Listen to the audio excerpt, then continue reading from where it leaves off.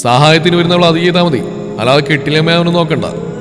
മനസ്സ് കല്ലാക്കിയത് പറയുമ്പോൾ അടുക്കള ഭിത്തിയുടെ മറവിൽ കൂടി നോക്കുന്ന നിറഞ്ഞ രണ്ട് കണ്ണുകൾ എത്രയൊക്കെ അവൾ മറച്ചു പിടിക്കാൻ നോക്കിയിട്ടും കണ്ണിൽ പെട്ടിരുന്നു. വീണ്ടും അമ്മയിലേക്ക് തന്നെ നോട്ടം മാറ്റി. ഈ കല്യാണം നടക്കില്ല അമ്മ.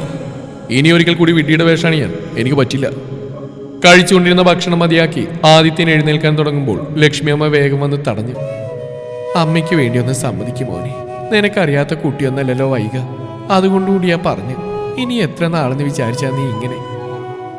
എന്റെ കണ്ണടയും മുമ്പ് നിനക്കൊരു ജീവിതം ഉണ്ടാവാൻ വേണ്ടിയല്ലേ? അമ്മയുടെ ഇടറിയ ശബ്ദം കേൾക്കെ ഉള്ളിലൊരു നീറ്റൽ തോന്നി. മറുപടി പറയും മുമ്പേ കണ്ണുകൾ വീണ്ടും അവൾ മറിഞ്ഞു നിൽക്കുന്ന തൂണിന്റെ അടുത്തേക്ക് നീണ്ടു. ഒരു വശത്തുകൂടി ചെറുതായി തലനീട്ടി അവനെ നോക്കി നിൽക്കുന്നുണ്ട്. കലങ്ങിച്ചു വന്ന രണ്ട് കണ്ണുകളിലും ആ നിമിഷം നിറഞ്ഞെന്ന് ആകാംക്ഷയോ ഭയമോ എന്ന് നിർവചിക്കാൻ കഴിയാത്ത ഭാവമായിരുന്നു. ഞാൻ കണ്ടു എന്ന് മനസ്സിലാക്കിയപ്പോഴേക്കും പരിഭ്രമത്തോടെ മിഴികൾ മാറ്റി അവൾ അകത്തേക്ക് വലിഞ്ഞു. അമ്മ വീണ്ടും വീണ്ടും പറയുന്നുണ്ടായിരുന്നു, പക്ഷേ കേൾക്കാൻ നിന്നില്ല. മുറിയിലേക്ക് നടക്കുമ്പോൾ ചില തീരുമാനങ്ങൾ എടുക്കാൻ ഒരിക്കൽ കൂടി ധൈര്യപ്പെടുകയായിരുന്നു മനസ്സ്. മുറിയിലേക്ക് കയറി ചെന്നിട്ടും കരിമഷി പടർന്നു കലങ്ങിയ കണ്ണുകൾ വല്ലാതെ അസ്വസ്ഥനാക്കുന്നുണ്ടായിരുന്നു. പണ്ടേ അങ്ങനെയായിരുന്നു. അവളുടെ കണ്ണെന്ന് കലങ്ങിയ പിന്നെ വല്ലാത്തൊരു വേദനയായിരുന്നു. കുറച്ചു നേരം കൈപ്പത്തി കണ്ണുകൾക്ക് മുകളിലേക്ക് വെച്ച് കണ്ണടച്ച് കിടന്നു. പക്ഷെ ഒരല്പം പോലും ആശ്വാസം ലഭിച്ചില്ല. വല്ലാതെ അസ്വസ്ഥമായിരുന്നു മനസ്സ്. കുറച്ചേറെ നേരം കിടന്നു എന്ന് തോന്നിയപ്പോൾ പതിയെ ജനാലയുടെ അടുത്തേക്ക് ചെന്നു. ഇരുട്ട് വീണ് തുടങ്ങിയിരുന്നു. മുൻപൊക്കെ ആണെങ്കിൽ താനും വൈകിയും കൂടി വെറുതെ നിലാവ് കണ്ടിരിക്കുമായിരുന്നു. അവളുടെ കുഞ്ഞു കുഞ്ഞു ആഗ്രഹങ്ങളും പൊട്ടത്തരങ്ങളുമെല്ലാം അന്ന് അവൾ ഉറക്കെ ചിരിച്ചുകൊണ്ട് അവനോട് പറയുമായിരുന്നു. രണ്ട് വീടുകളും തമ്മിൽ ഒരു മതിൽക്കെട്ടിന്റെ അകലമേ ഉണ്ടായിരുന്നുള്ളൂ. ഒരു ദിവസം സ്കൂൾ വിട്ട് വരുമ്പോഴായിരുന്നു അടുത്ത വീട്ടിൽ പുതുതായി വാടകയ്ക്ക് വന്ന താമസക്കാരെ കാണുന്നു. ആദ്യം കണ്ണിൽപ്പെട്ടത് അവളായിരുന്നു. 2 3 മറ്റോ ആണെന്ന് തോന്നുന്നു. മുടി രണ്ടായി പിന്നീട്ട് വിടർന്ന കണ്ണുകളുള്ള ഒരുവൾ. അന്നു മുതൽ അവളായിരുന്നു പിന്നീടുള്ള കൂട്ട്. ഇങ്ങോട്ട് വന്ന എപ്പോഴും കലവില സംസാരിച്ച് കൂട്ടുകൂടുന്നവൾ. ആദ്യേട്ട എന്നുള്ള വിളിയോടെ അടുത്തേക്ക് ഓടി വരുന്നവൾ. അവളെ കൂടാതെ മറ്റാരോടെങ്കിലും തമാശകൾ പറഞ്ഞ് ചിരിക്കുമ്പോൾ പരിഭവത്തോടെ നോക്കി നിൽക്കുന്നവൾ. എവിടേക്ക് തിരിഞ്ഞാലും ഞാനുമുണ്ട് ആദ്യേട്ട എന്നൊരു വിളിയോടെ തനിക്ക് പിന്നാലെ ഓടി വരുന്ന അവളുടെ മുഖം ഓർമ്മയിൽ തെളിഞ്ഞപ്പോൾ അവന്റെ മുഖത്ത് ഒരു ചിരി വിടർന്നു. കൗമാരം കടന്നപ്പോഴായിരുന്നു സങ്കല്പത്തിലെ പ്രണയിനിക്ക് അവളുടെ രൂപം വന്ന് ചേർന്നു. പലവട്ടം മറക്കാൻ ശ്രമിക്കുമ്പോഴും കൂടുതൽ തെളിമയോടെ അവളുടെ മുഖം വീണ്ടും വീണ്ടും ഉള്ളിലേക്ക് ആഴ്ന്നിറങ്ങുകയായിരുന്നു. ഇല്ലാത്ത ധൈര്യമുണ്ടാക്കിയാണ് അന്ന് ഇഷ്ടം പറയാൻ ചെന്നത്.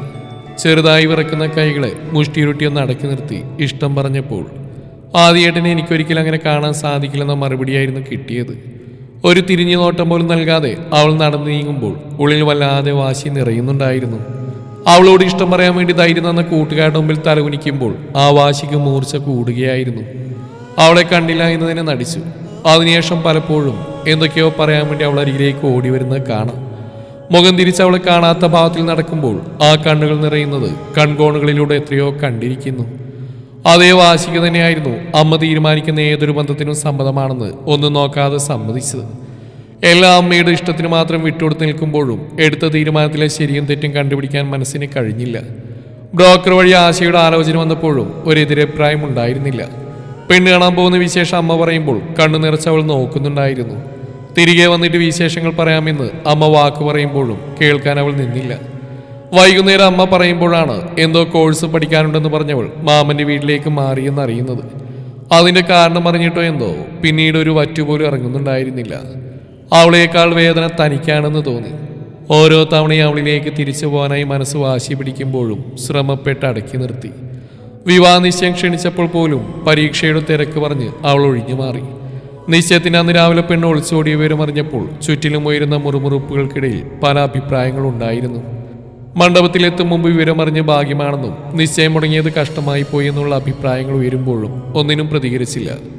മനസ്സ് അപ്പോഴും അവളിൽ മാത്രം ചുറ്റപ്പെട്ട് കിടക്കുകയായിരുന്നു. കഴിഞ്ഞ മാസമാണ് അവളെ വീണ്ടും കാണുന്നത്. വീട്ടിലേക്ക് വന്നപ്പോൾ അമ്മയുടെ കൂടെ അടുക്കളയിരുന്ന് തമാശ പറഞ്ഞിരിക്കുന്ന അവളെ കണ്ടപ്പോൾ എന്തു വികാരമായിരുന്നു ആദ്യം മനസ്സിലേക്ക് എത്തിയത് എന്നറിയില്ല. ഓടി അവളുടെ അടുത്തെത്താൻ തോന്നിയെങ്കിലും ഒരു വാക്ക് പോലും പറയാതെ അവൾ പോയതോർത്തപ്പോൾ ഉള്ളിൽ വീണ്ടും പരിഭവം നിറഞ്ഞു.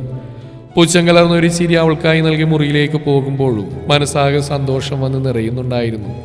ഓർമ്മകളിൽ അവനൊന്ന് പുഞ്ചിരിച്ചു. ഇനിയും ഈ ഒളിച്ചുകളി നീട്ടാൻ തോന്നിയില്ല. അവളുടെ കലങ്ങിയ കണ്ണുകൾ അത്രമേൽ മുറിവേൽപ്പിക്കുന്നു മനസ്സിനെ. അവളെ ഒന്ന് കാണാൻ തോന്നി. പുറത്തേക്ക് ഇറങ്ങിയപ്പോൾ നടുമുറ്റത്തിലേക്ക് കാറിട്ട് തൂണിൽ ചാരിയിരിക്കുന്നത് കണ്ടു. പരിഭവത്തോടെ വീർത്തിരിക്കുന്ന ആ കവിളിൽ ഉണങ്ങിയ കണ്ണുനീർ ശാലകൾ അപ്പോഴും കാണാമായിരുന്നു. അവൻ അവളോട് പെട്ടെന്നൊരു വാത്സല്യം തോന്നി. അടുത്തേക്ക് ചെന്നപ്പോൾ എന്തൊക്കെയോ പിറുവിറുക്കുന്ന കണ്ടു. ഇടയ്ക്കിടെ കൈകൾ കൊണ്ട് കണ്ണു തുടക്കുന്നുമുണ്ട്. ശബ്ദമുണ്ടാക്കാതെ അടുത്തേക്ക് നടന്നു. സഹായിയാണത്രേ, സഹായി. വൈകി ഒരിക്കൽ കൂടി കണ്ണുകൾ അമർത്തി തുടച്ചു. ഇഷ്ടമുള്ളതുകൊണ്ടല്ലേ ഇങ്ങനെ വരുന്നേ? ദേഷ്യാണെന്ന് അറിയാമെങ്കിലും ദൂരെ എന്തെങ്കിലും ഒന്ന് കാണാനല്ലേ എപ്പോഴും കിട്ടിയാലും ഓടി ഇങ്ങോട്ട് വരുന്നേ? അവൾ വീണ്ടും വീണ്ടും പറഞ്ഞുകൊണ്ടിരുന്നു. എന്താണ് ഉണ്ടാക്കണേ നിന്ന് പിറുവിറുക്കുന്നേ?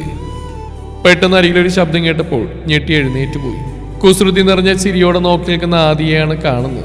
അവളുടെ മുഖത്ത് വീണ്ടും പരിഭവം നിഴലിച്ചു. ഓ, ഇന്നത്തെ സഹായം കഴിഞ്ഞ സ്ഥിതിക്ക് വീട്ടിലേക്ക് വന്ന് പറയായിരുന്നു. അവന് നോക്കി ചുണ്ടെന്ന് കൂട്ടി അവൾ പറഞ്ഞു.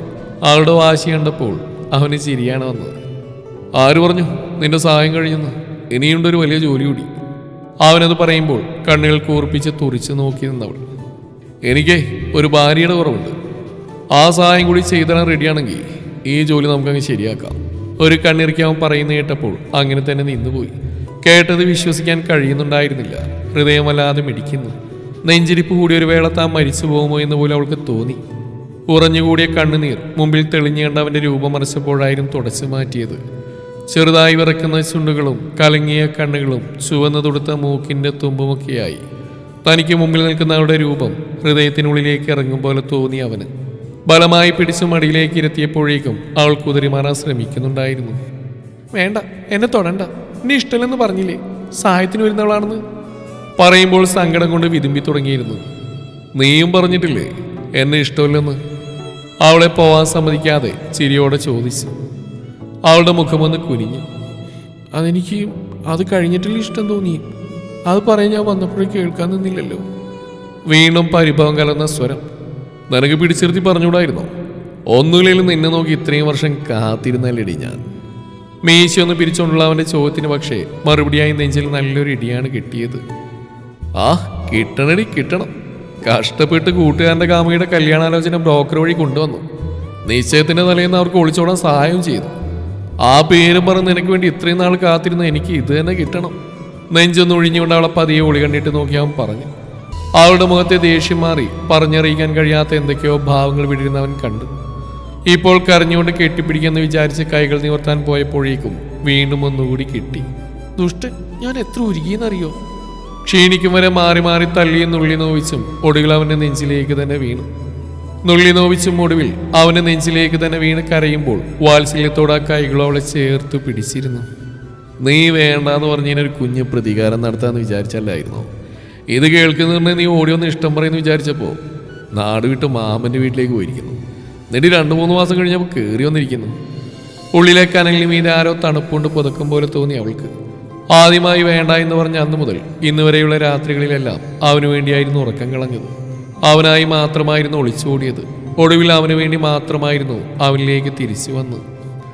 ഇനി പറയും, ഇഷ്ടമാണോടി നിനക്ക്? മുടിയഴകളിൽ കൂടി വിരലോടിച്ച് അവൻ ചോദിച്ചപ്പോൾ പതിയെ മുഖമുയർത്തി അവനെ നോക്കി. ഒരു കൊച്ചുകുട്ടിയുടെ ആകാംക്ഷയോടെ നോക്കിയിരിക്കുന്നു.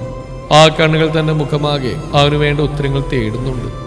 അന്ന് ആദ്യമായി അവൾ അവൻ്റെ കണ്ണുകളിലേക്ക് പരിഭ്രമമില്ലാതെ നോക്കി. എല്ലാ അധികാരങ്ങളോടും കൂടിയ ചുംബനം അവനായി പകർന്നു നൽകുമ്പോൾ ഇനിയൊരു ചോദ്യവും ഉത്തരവും അവശേഷിക്കുന്നില്ലായിരുന്നു.